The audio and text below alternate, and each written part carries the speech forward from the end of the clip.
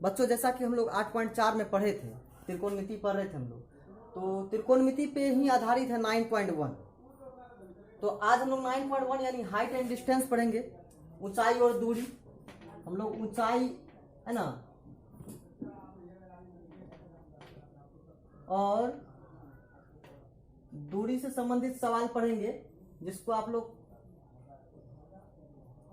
Height and distance भी बोलते हैं। बहुत बच्चों को क्या होता है, हाइट एंड डिस्टेंस बोलते हैं। अब हाइट एंड डिस्टेंस क्या होता है, तो हाइट एंड डिस्टेंस यही ऊंचाई और दूरी को बोलते हैं। ठीक है, तो अब समझना क्या है कि आप लोग को इसकी आवश्यकता क्यों पड़ी, पहले ये समझ लेते हैं। तो आवश्यकता इसलिए पड़ी कि जैसे मान लीजिए कि एवरेस्ट का ऊंचाई है 8,850 हो गया है, तो 8,850 कैसे नाप लिया होगा? क्या एवरेस्ट के ऊपर चढ़ के नापा होगा? नहीं, ऐसा कोई बात नहीं। होता क्या है कि यहां से एवरेस्ट की दूरी कितनी है?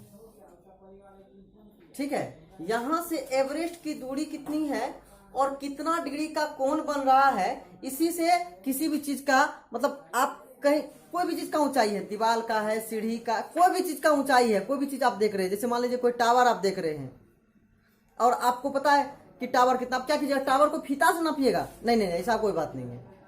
यहां से जहां से आप टावर देख रहे हैं वहां से टावर की दूरी कितनी है, ठीक है, और आप जो टावर को देख रहे हैं तो कितना डिग्री का कोण बन रहा है, बस इतना ही जरूरी है कि यानी धरती पर से कितना डिग्री कोण टावर का शीर्ष का बन रहा है, इतना ही जरूरी है टावर का ऊंचाई निकालने के लिए। ठीक ना, यहां हमको कोण देता है, इसीलिए जरूरी पड़ा त्रिकोणमिति का कि अगर किसी का दूरी निकालना है, मान लीजिए किसी का ऊंचाई पता है, मान लीजिए टावर पता है कि 200 मीटर ऊंचा है, ठीक है, और आपको बोल देगा कि भैया आप यहां से यहां खड़ा हैं जहां से 60 डिग्री का कोण बन रहा है और 200 मीटर ऊंचा टावर है, तो बताइए आप टावर के कितने दूरी पर खड़ा हैं? तो आप बता दीजिएगा, आराम से बता दीजिएगा। ये त्रिकोणमिति का कमाल है कि आप बता दीजिएगा अनुमानितः, मतलब आप टावर से कितना दूरी पर खड़ा है आप बता दीजिएगा कि हाँ, आप बिना नापे आप बता दीजिएगा टावर से कितना दूरी पर खड़ा है। ये है त्रिकोणमिति का एक बहुत ही गजब रुतबा। तो सबसे पहले आप क्या लिखे, देखिए, त्रिकोणमिति का प्रयोग भूगोल और नौचालन में किया जाता है। सही बात है।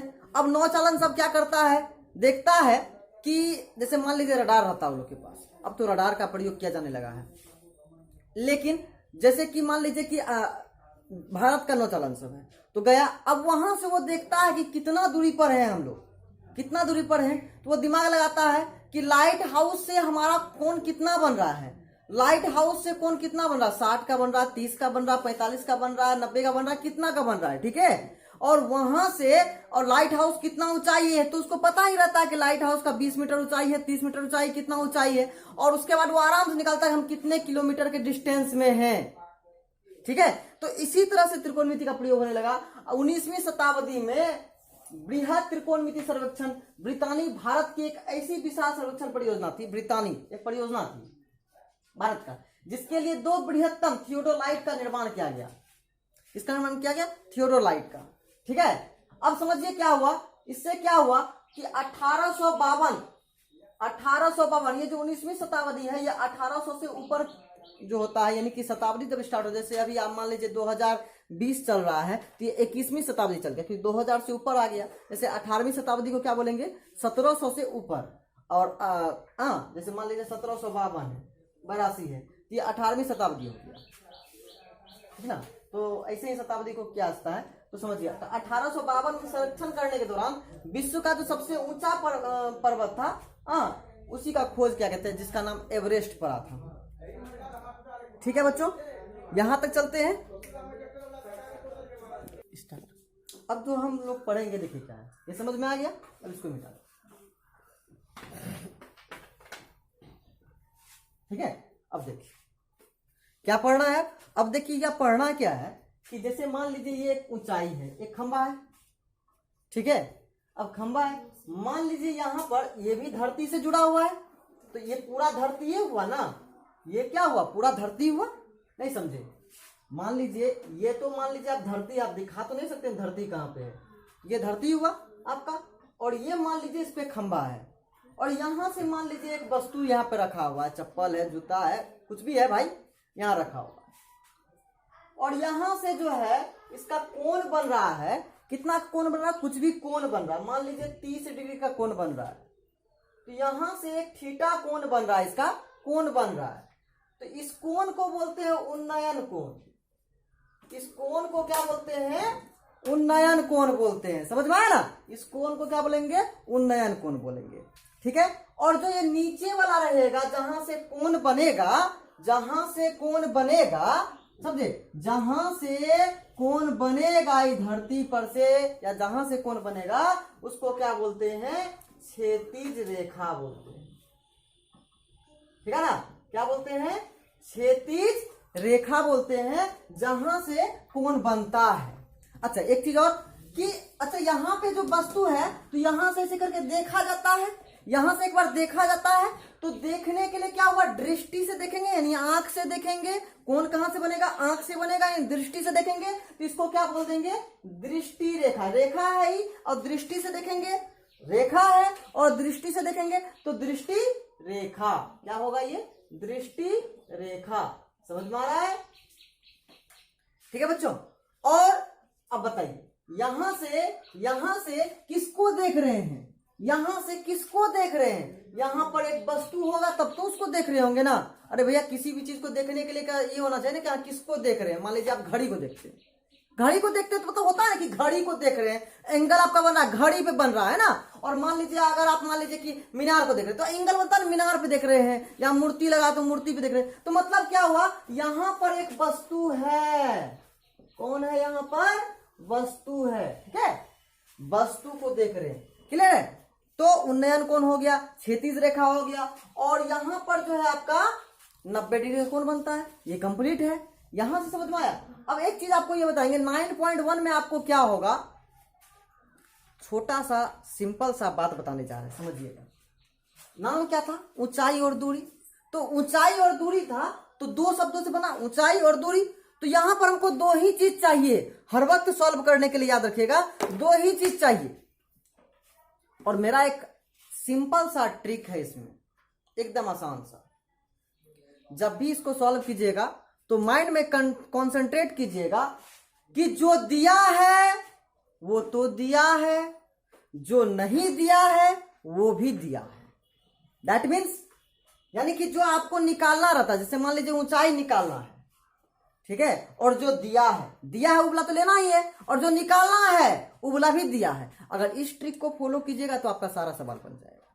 फिर से समझिए, जो दिया है वो तो आपको लेना ही पड़ेगा, और जो नहीं दिया है यानी जो निकालना है, मान लीजिए आपको ये वाला भाग निकालना है तो इस वाले भाग को भूल जाएंगे। हमको अगर ये दिया है और ये निकालना तो हम यही दोनों से काम करेंगे, इसको भूल जाएंगे। ठीक है ना? हमको दो ही चीज से बनाना। त्रिभुज में 3 भुजा होता है, दो ही भुजा का काम पड़ेगा इसमें, चाहे तो लंब आधार, चाहे तो कर्ण लंब, या लंब कर्ण, चाहे तो आपका ये कर्ण। तो हम यहाँ पे पढ़ा रहे थे, चूंकि वीडियो कट हो गया था कोई कारणों से, तो यहाँ पे पढ़ा रहे थे कि जैसे आपको 2-3 चीजों पे ख्याल रखना है। जैसे मान लीजिए अगर आपको लंब दे दिया है और कर्ण दे दिया है, अगर मान लीजिए लंब दे दिया है और कर्ण निकालना है, तो लंब और कर्ण से क्या बनता है? साइन।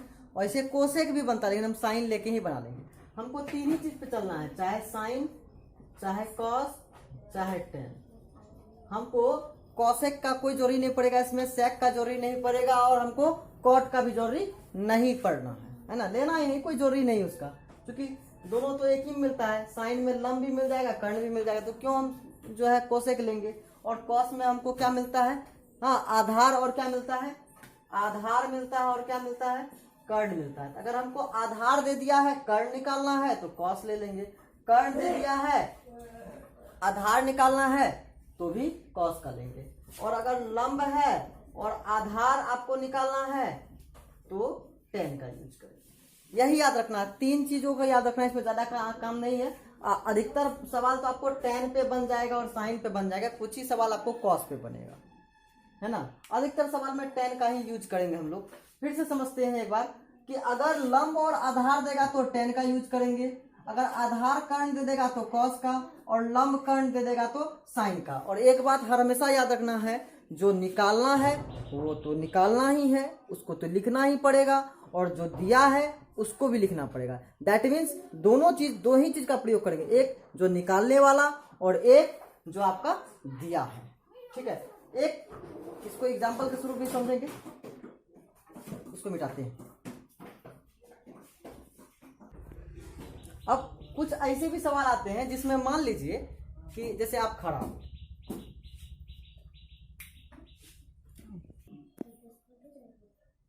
तो अब जो हम बताने जा रहे हैं, क्या बताएंगे, देखिए इसमें बता रहे थे हम कि जैसे मान लीजिए कि आप किसी को देख रहे हैं, ठीक है, मान लीजिए अगर वस्तु से कहीं पर ये कोण बन रहा है तो ठीक है, लेकिन आप अगर उस वस्तु को देख रहे हैं तो आपका पैर तो नहीं दिखेगा ना, आपका तो आंख दिखेगा। तो पैर नहीं दिखेगा तो पैर से तो डिग्री बनेगा नहीं, कहां से बनेगा, आंख से बनेगा।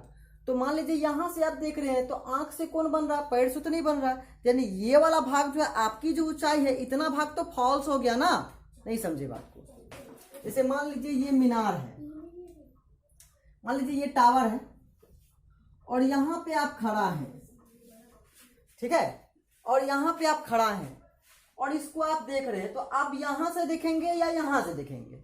सिंपल है कि ए बी एक आदमी है, तो सिंपल है, कहां से दिखेगा भाई बताओ, ये वाला आदमी कहां से दिखेगा, कहां से दिखेगा, आंख से दिखेगा या पैर से दिखेगा, अरे भाई आंख से दिखेगा ना, तो आंख से दिखेगा इसको, तो कौन कहां पे बनेगा, आंख पे बनेगा कि पैर पे बनेगा, आंख पे बनेगा।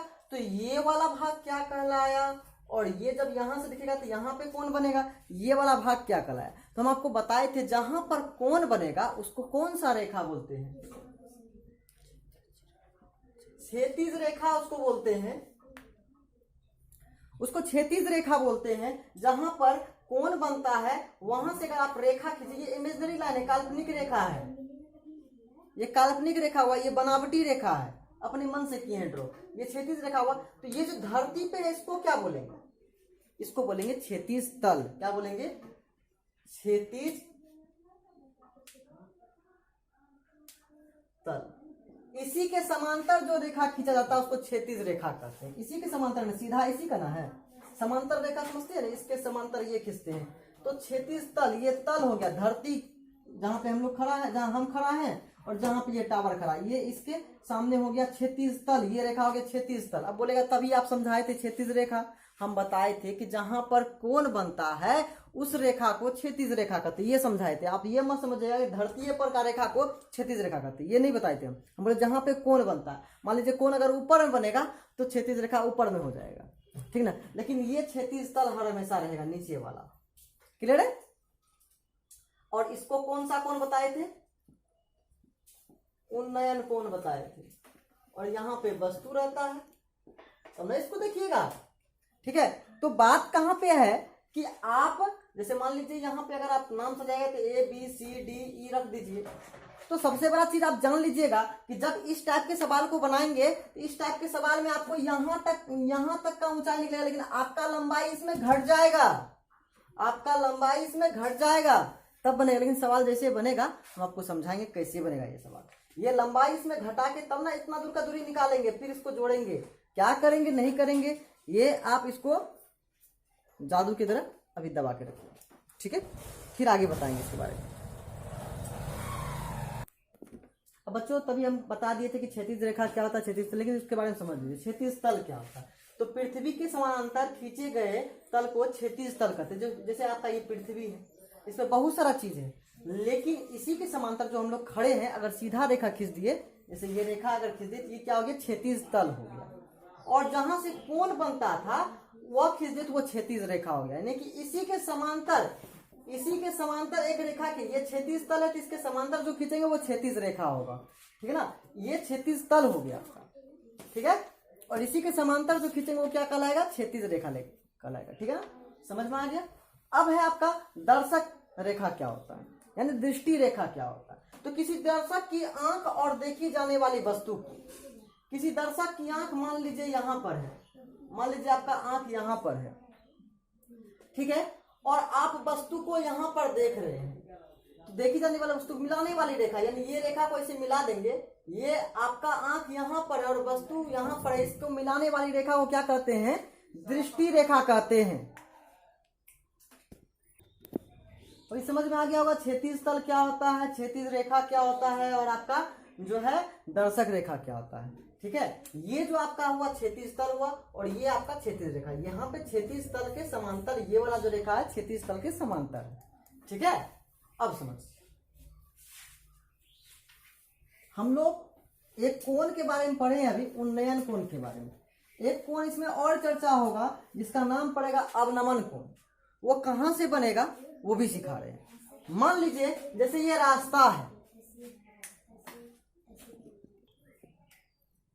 ये रास्ता है, मान लीजिए यहां पर कोई गाड़ी है, मान लीजिए यहां पर एक गाड़ी है,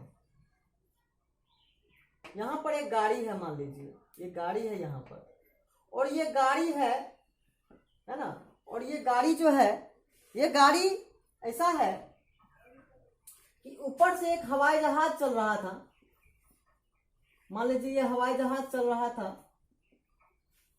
और ये हवाई जहाज जो चल रहा था यहां से आदमी देख रहा है। किसको देख रहा है? इस गाड़ी को देख रहा है। समझिए, ऊपर से अगर कोई वस्तु को नीचे की तरफ देखते हैं, यानी मान लीजिए आप छत पे खड़ा हैं और कोई व्यक्ति को देख रहे हैं, तो कौन तो बनेगा? मान लीजिए आप टावर पे खड़ा हैं और नीचे हुलक के देख रहे हैं, हम कितना ऊंचाई पे आ गए हैं, है ना? नहीं होता है, कोई आदमी बहुत गाछ पे चढ़ जाता है और देखता है, हे हम तो बहुत ऊपर आ गए हैं, देखते हैं कितना, तुम तो नट्टा दिखाई देता है, तो होता है ना। तो इसी प्रकार से एक एरोप्लेन से मान लीजिए हम चल रहे हैं और नीचे एक गाड़ी को देख रहे हैं, और तो यहां से जो कोण बनेगा इसके लिए, समझिए यहां से जो कोण बनेगा इसके लिए, तो ये तो आपका क्षैतिज तल हो गया क्योंकि धरती पे है, और इसके समांतर एक रेखा गुजरेगा, इस रेखा को क्या कहेंगे? क्षैतिज रेखा। इसको दो प्रकार से समझेंगे, एक तो ये क्षैतिज तल के समांतर है और दूसरा कोण यहां पर बन रहा है। कोण जहां पर बनता है वहां पे क्षैतिज रेखा होगा, और जब ऊपर कोण बनता है इसको क्या कहेंगे? अवनमन कोण। समझिएगा बच्चों, ये बहुत ही इंपॉर्टेंट चीज है। यहां पर जब कोण बनता है, नीचे से जब ऊपर देखेंगे तो उन्नयन कोण, ऊपर से देखेंगे तो अवनमन कोण, ऊपर से देखेंगे तो यहां से देखेंगे कोई वस्तु को तो अवनमन कोण, और नीचे से देखेंगे तो उन्नयन कोण बनेगा। ठीक है, और अब देखिए ये जो रेखा है ये देखने वाला रेखा है, इसको क्या बताए थे हम? दृष्टि रेखा। बोले सर इसमें निकालने वाला क्या चीज है? निकालने वाला यह चीज है कि इसकी हाइट कितनी है। निकालने वाला चीज क्या है कि इसको दृष्टि रेखा की लंबाई कितनी है। निकालने वाला चीज ये हुआ कि इसकी हाइट कितनी है ना। ये दो चीज आप इसमें निकाल सकते हैं कि जो एरोप्लेन है वहां से इस वस्तु की दूरी कितनी है, या फिर एरोप्लेन कितनी ऊंचाई पर उड़ रहा है, यानी धरती से कितनी ऊंचाई पर उड़ रहा है। दो चीज आपसे इसमें सीक्वेंस पूछ सकता है। ठीक है, ठीक है। एक मान लीजिए कि आप जैसे काफी ऊंचाई पर है, 10 मंजिला 15 मंजिला पे आप खड़े हैं, वहां से रोड पर एक साइकिल वाला जा रहा है दूध बेचते हुए, उसको आप देख रहे हैं, वो खड़ा खड़ा आपको भी देख रहा है, तो ऊपर से देख रहे हैं तो अवनमन कोण बनेगा, निश्चित है। अब यहां से आपको क्या पूछ सकता है? यहां से आपको पूछ सकता है कि दूध वाला से आपकी दूरी का कोण क्या, आपकी दूरी का कोण क्या है, यानी कोण पूछ दिया।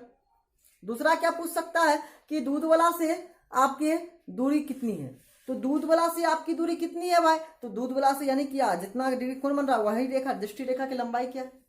और अगर आपको पूछ देगा कि बताइए वह जिस दीवार पे आप खड़ा है उसकी हाइट क्या है, तो ये सीक्वेंस से सवाल पूछता है इसमें। ठीक है, यहाँ पे हम लोग कुछ कुछ बात सीखे, लेकिन आपको कुछ बात जानना जरूरी है।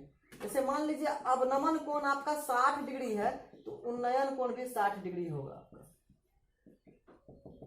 यानी हम जो बनाएंगे अवनमन कोण तो ठीक है, लेकिन हमको इस यहीं पे कोण लेके बनाना पड़ेगा। ये कोण यहाँ पे आ जाएगा। मान लीजिए एक ऐसा रेखा है, यहाँ पे कोण बन रहा है 30, तो हम ये 30 को यहाँ पे लेके बनाएंगे। ठीक है ना, ये 30 को यहाँ पे लेके, ताकि अवनमन कोण किसके बराबर होता है? उन्नयन कोण के बराबर होता है। क्लियर है बच्चों? अगर आपको एक चीज आप देखिए, अगर आपको आधार करंट दे दिया हो,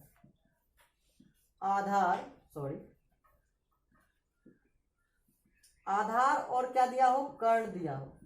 तो अब क्या लीजिएगा, आधार और कर्ण से क्या बनता है, सिर्फ और सिर्फ कॉस बनता है। सेक हम बोले थे सेक का यूज नहीं करेंगे। ठीक है, समझ गए। ठीक, अगर आपको मान लीजिए आधार और कर्ण में से कोई भी एक दे देगा, आधार दे देगा, कर्ण निकालना है, कर्ण दे देगा तो आधार निकालना, ये समझना है। अगर मान लीजिए आपको लंब और कर्ण दे देगा, आपको क्या लेना है, साइन लेना है। ठीक है, और मान लीजिए आपको अगर लंब और आधार दे दिया तो आपको tan निकालना है। सीधा बात याद रखना है कि लंब में या आधार दोनों में से कोई एक ही चीज देगा आपको। लंब दे दिया तो आधार निकालना पड़ेगा तो भी tan, आधार दे दिया लंब निकालना तो भी tan, कर्ण दे दिया लंब निकालना तो भी साइन, कर्ण निकालना है लंब दे दिया तो भी साइन, आधार दे दिया कर्ण निकालना तो भी कॉस, और कर्ण दे दिया आधार निकालना तो भी कॉस। ठीक है, तो इतने सारे चीजों को अगर हम लोग जान जाएंगे तो मेरा सवाल बनना स्टार्ट हो जाएगा। तो बच्चों आज एक सवाल बना रहे हैं हम लोग आपको। अब देखिए हम आपके लिए सवाल लेके आए हैं। त्रिभुज ABC में कोण A बराबर 90, AB बराबर 6 और AC बराबर 2√3 सेमी, तो कोण B का मान निकालना है। तो हम एक त्रिभुज बनाएंगे। मान लीजिए एक त्रिभुज बनाए, तो समकोण त्रिभुज में तो ये 90 रहेगा। अब यहां पर किसका मान 90 बोला है, A का, तो A 90 हो गया आपका। B हमको निकालना है, B और C कहीं भी दे दीजिए आप। मान लीजिए हम B यहां दे दिए और C यहां दे दिए अपने मन से। ठीक है, अब AC कितना है, देखिए AC है 2√3 और आपका AB कितना है, AB है आपका 6 सेमी। ठीक है, ये आपका निकालना है। ठीक है, अब समझना क्या है कि हमको कैसे निकले। हम आपको बताए थे कि हमको क्या क्या दिया, पहले ये देखिए। लिखेगा त्रिभुज AB, लिखेगा ऐसे,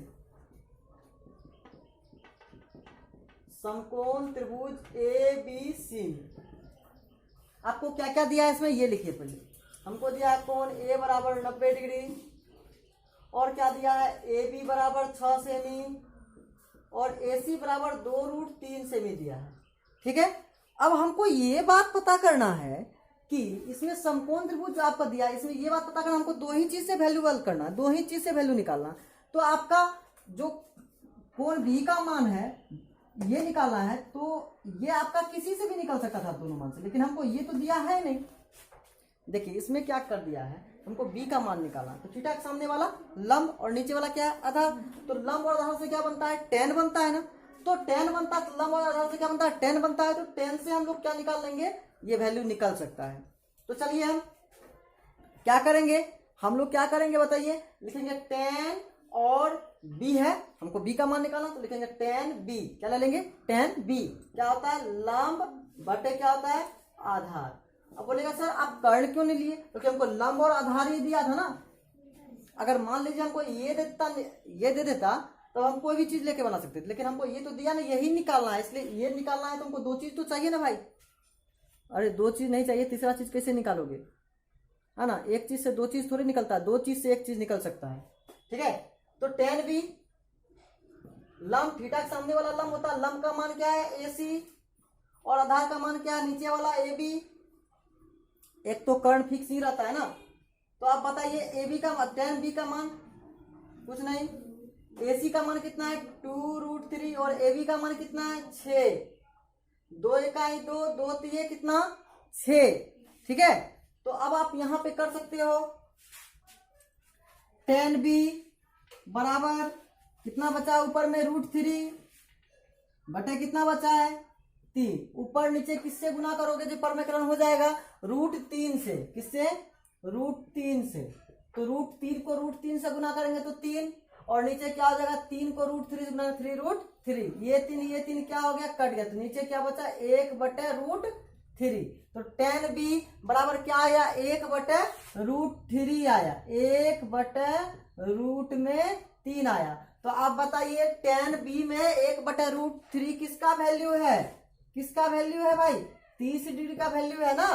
tan में कितना डिग्री का मान जो है 1/√3 है, 1/√3 30 डिग्री का मान है ना। इसका मतलब कोण B बराबर क्या आ गया आपका 30 डिग्री। यही आपका आंसर है। एकदम आसान है ना, एकदम आसान। इस तरह से हम लोग बना सकते हैं। अगला सवाल बनाएंगे, ठीक है।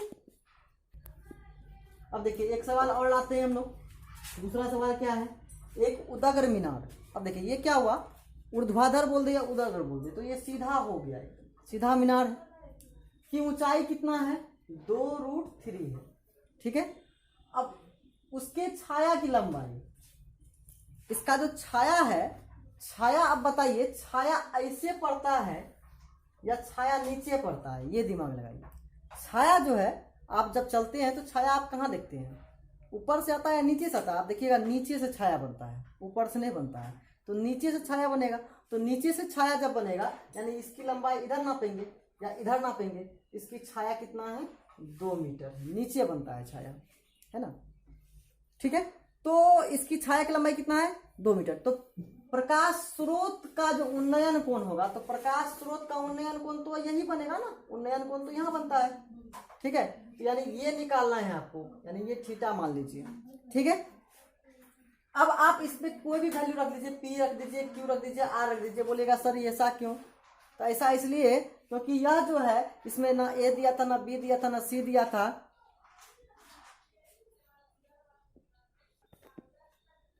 अब देखिए तो ये वाला वैल्यू हो गया। अब आपको क्या करना है, देखिए हम लिखेंगे,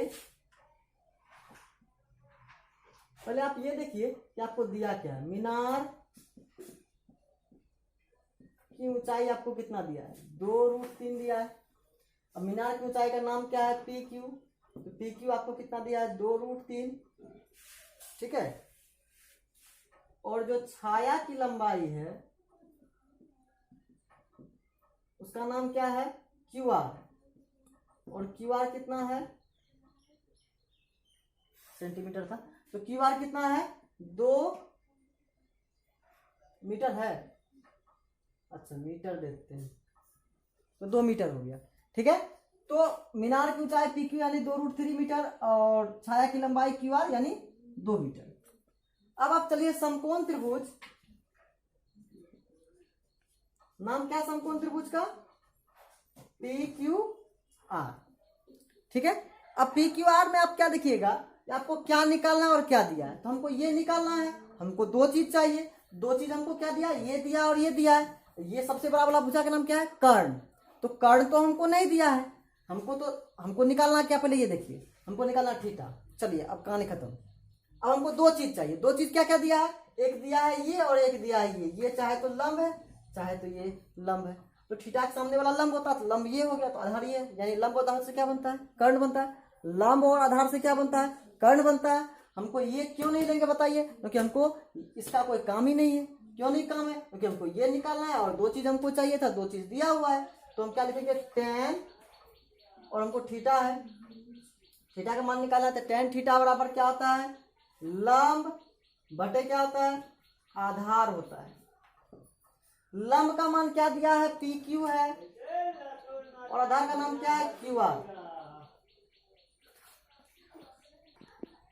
अब देखिए ये tan थीटा बराबर क्या आ गया मेरा पी क्यू बटे क्यू आर। अब देखिए tan थीटा बराबर पी क्यू मेरा कितना है 2√3 और बटे क्या हो जाएगा 2 हो जाएगा।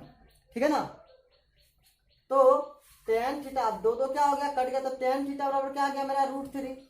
अब √3 जो है tan थीटा में कितना डिग्री का मान होता है, तो 60 का मान होता है, तो tan थीटा बराबर कितना आया 60 डिग्री, यानी प्रकाश